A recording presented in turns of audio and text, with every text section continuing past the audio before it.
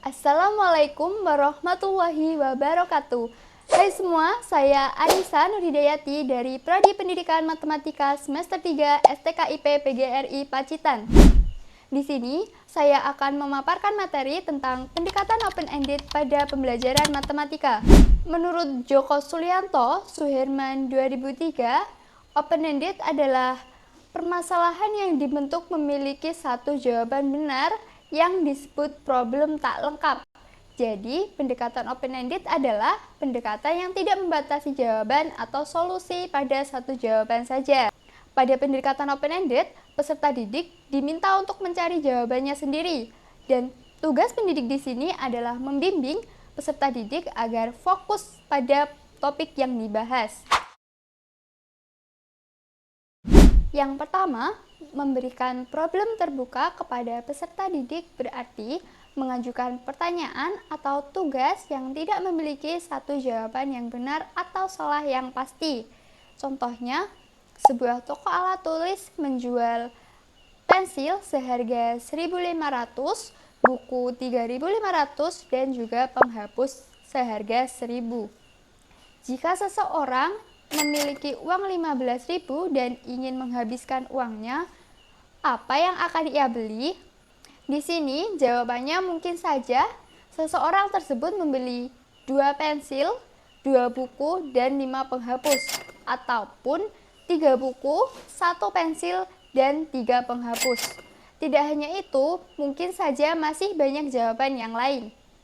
Dan yang kedua adalah peserta didik melakukan beragam aktivitas untuk menjawab masalah tersebut. Di sini, pendidik memberikan batasan agar peserta didik tidak keluar dari topik yang dibahas, juga menghindari kebingungan. Yang ketiga adalah memberikan waktu yang cukup kepada peserta didik untuk mengeksplorasi masalah yang dibahas. Di sini, pendidik tidak perlu terburu-buru untuk meminta jawaban dari peserta didik. Sebaliknya, peserta didik juga tidak perlu terburu-buru untuk menyimpulkan jawabannya. Yang keempat, peserta didik membuat rangkuman dari eksplorasi masalah tersebut. Yang kelima adalah diskusi dan memberikan umpan balik.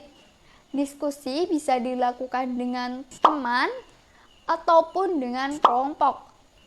Pendidik membimbing jalannya diskusi dengan memberikan umpan balik yang berfokus pada proses berpikir dan strategi yang digunakan oleh siswa, bukan hanya pada satu jawaban yang benar atau salah.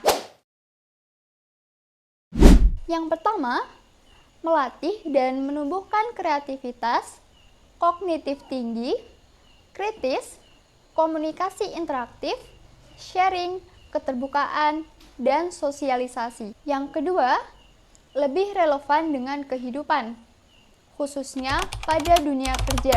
Mengapa demikian? Karena banyak sekali situasi profesional yang menuntut kemampuan berpikir kritis, kreatif, dan pemecahan masalah yang fleksibel yang justru diasah melalui pendekatan open-ended.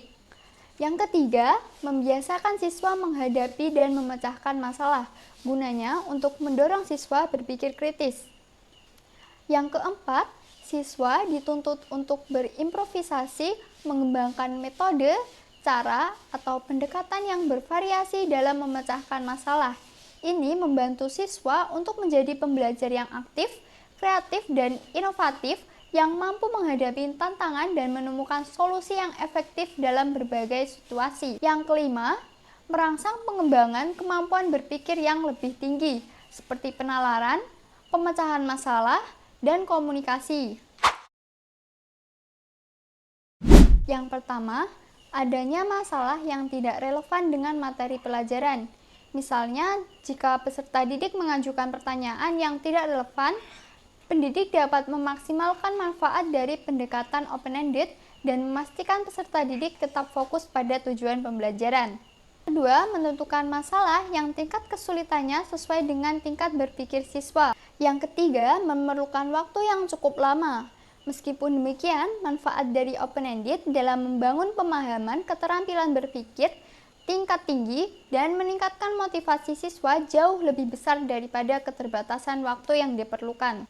Yang keempat, Mengubah kebiasaan siswa dari yang hanya mendengarkan dan menerima menjadi berperan aktif dalam pelajaran.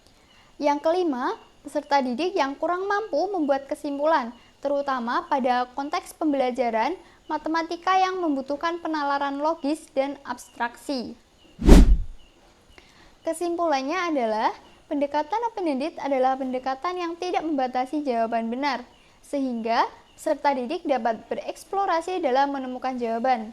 Pendekatan ini sangat membantu kemampuan berpikir kritis, kreatif, dan sosialisasi yang nantinya sangat dibutuhkan pada dunia kerja. Pendekatan open-ended juga memiliki keterbatasan, namun perlu diingat bahwa tidak ada pendekatan yang sempurna, karena keberhasilannya tergantung pada situasi dan kondisi di lapangan. Sehingga disarankan untuk mengkolaborasi beberapa pendekatan agar pembelajaran lebih efektif. Oke teman-teman, itu tadi pemaparan materi dari saya tentang penerapan open-ended pada pembelajaran matematika. Terima kasih kepada teman-teman yang sudah menonton video ini, dan maaf apabila terdapat salah kata. Wassalamualaikum warahmatullahi wabarakatuh.